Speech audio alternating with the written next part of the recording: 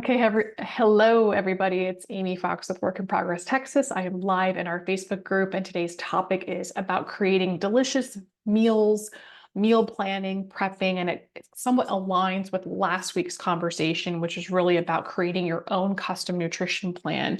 And so it kind of just came into this next week in a great way, in my opinion, is kind of continuing on that conversation of, hey, you've created a nutrition plan, you know what you need to follow.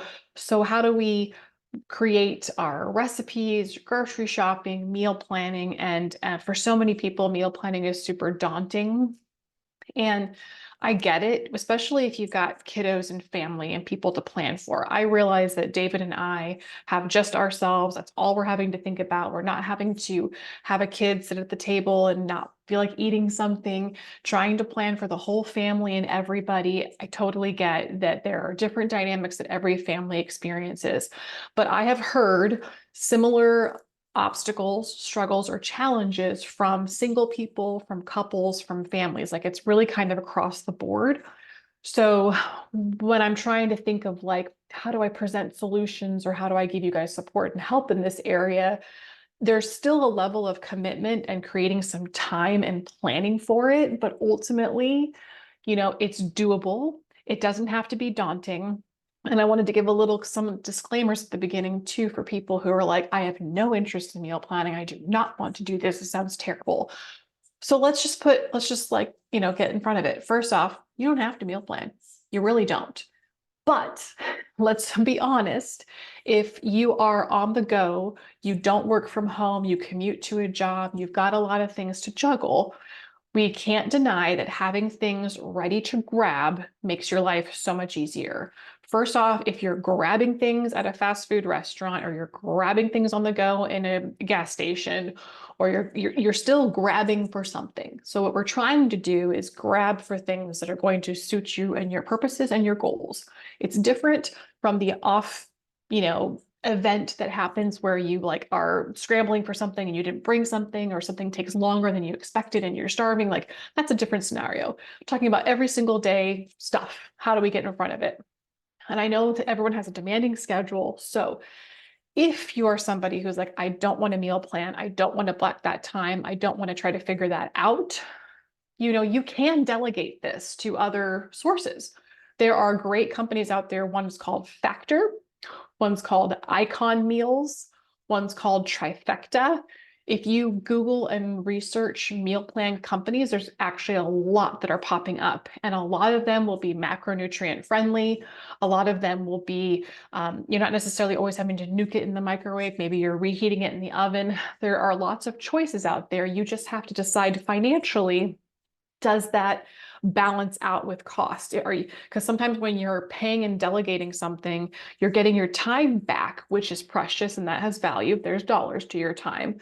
But does it make sense for your pocketbook to outsource that? Now, if you do outsource your meals, sometimes you don't have to like buy breakfast, lunch, and dinner. You can maybe just buy your lunches. Maybe you just do 5 meals a week. There are certain packages and things, and I'm not affiliated with anyone, but from what I've seen, there's great packages and deals that are out there that might work well for a meal planning company. If you're truly like somebody who's like, I know this would make my life easier, I don't want to make the time, I don't really want to focus on it, I don't have the bandwidth to focus on it right now, then you can delegate and have a service that delivers the meals to you.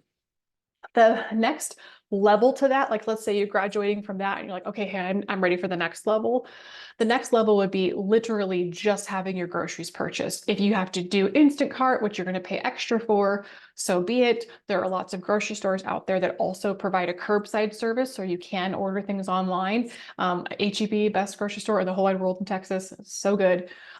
They have a service like that, and I believe the extra charge is like $5. Like it's ridiculous. It's an amazing deal. So thinking of busy mamas and people who are on the go, who maybe just need to order online and pick it up and go home, that's fine.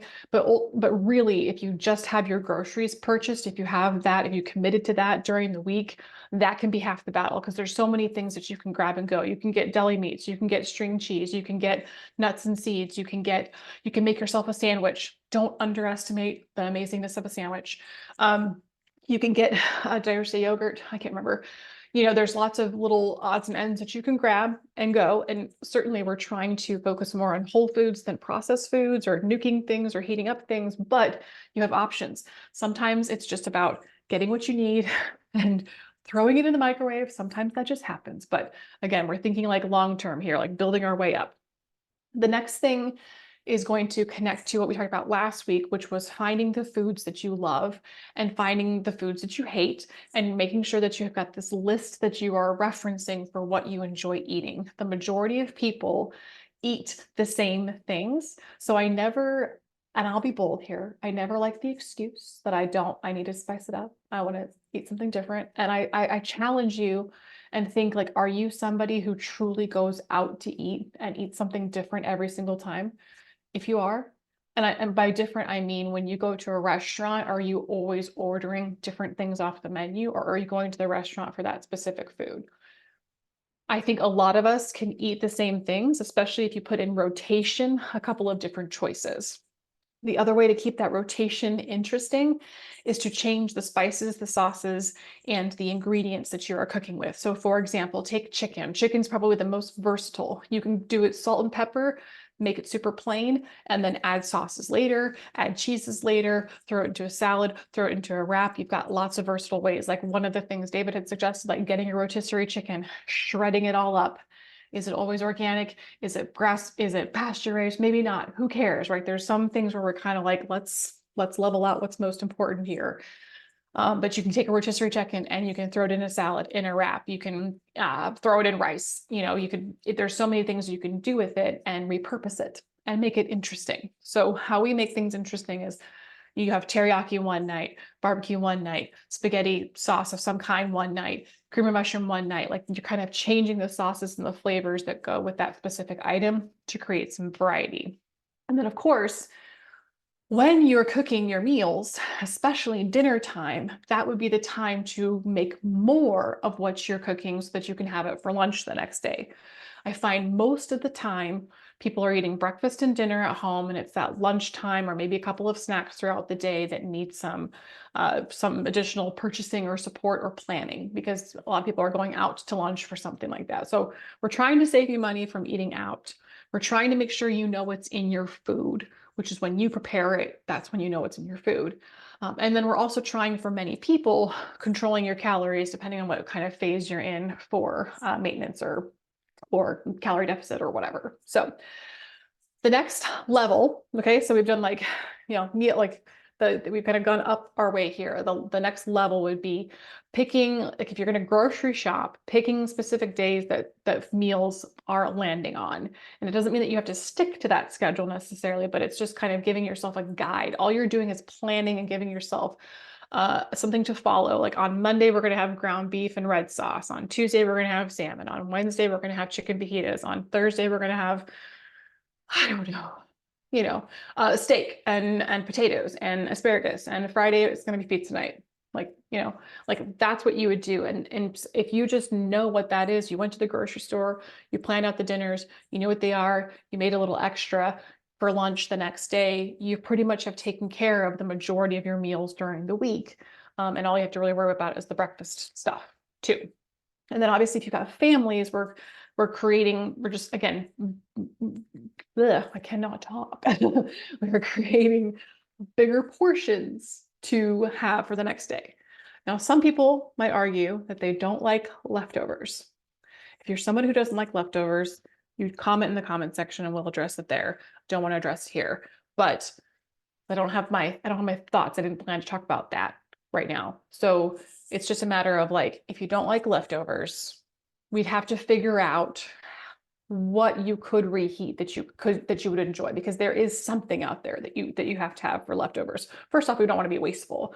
But second, I do understand that some protein sources or some food does not taste very good, like nuked in the micro. Like honestly, if you can reheat on the stove or the oven, that is the most optimal way, or toaster ovens.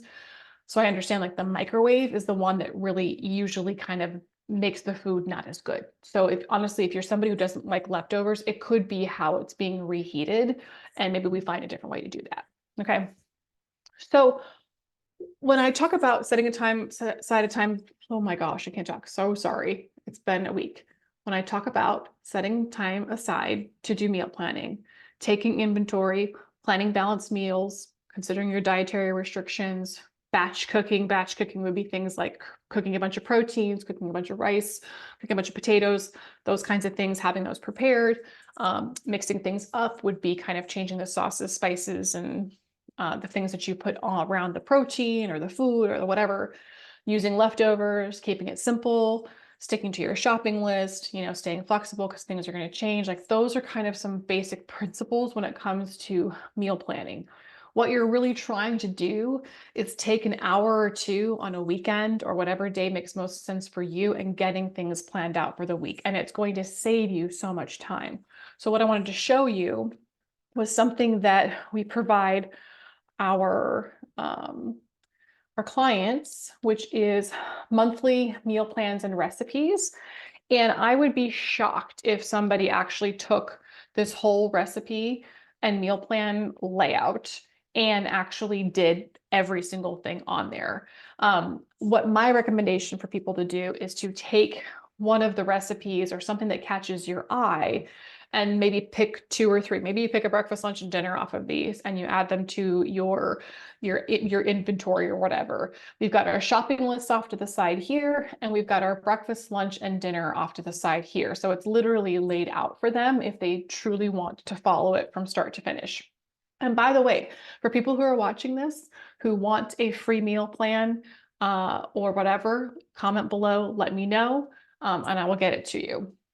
But what's cool is we describe here how to meal prep for week 1. So it's kind of like similar things that I have just been speaking to right now, which is like Sunday evening, you make chicken bowl to be had for lunch on Monday and Tuesday. That's kind of how meal planning works, right? You've created a meal that you can repurpose 2 different times. So not only are you saving money by using the ingredients again and doing it at home, but you're also like taking care of 3 meals in one. Like that's a way to do meal prepping. Sunday evening. So again, we're doing Sunday evening, Tuesday evening, and then we've got some instructions here. So Sunday evening, pre-chop the broccoli to be had with breakfast on Monday and Wednesday. So basically it's a breakfast scramble with broccoli. All you're doing is chopping it if you didn't buy it pre-chopped. Now, ideally, it's cheaper to buy it and chop it yourself, and then it's not sitting in plastic, which is also a benefit of getting the whole stalk of broccoli as opposed to getting the one chopped up. But if you get the one chopped up, no big deal. We've also bought from Costco chopped up broccoli that's been frozen. So that's a great way to get a bunch of veggies, is just buy them frozen. Then you can see Tuesday night here, evening cook the quinoa. If you wanted quinoa, people can always swap out things and change it to something different. And that's going to be with lunch for Wednesday, Thursday, Friday, and Saturday. So literally you're cooking enough quinoa for 4 days to include into the meals that are in the meal plan. And then you save half of the dinner meal on Sunday, Tuesday, and Thursday to be had for dinner the following evening. So literally, again, a single meal being used for 3 additional meals. That's another way to make sure that you're optimizing your meal plan. So that's kind of how these are laid out.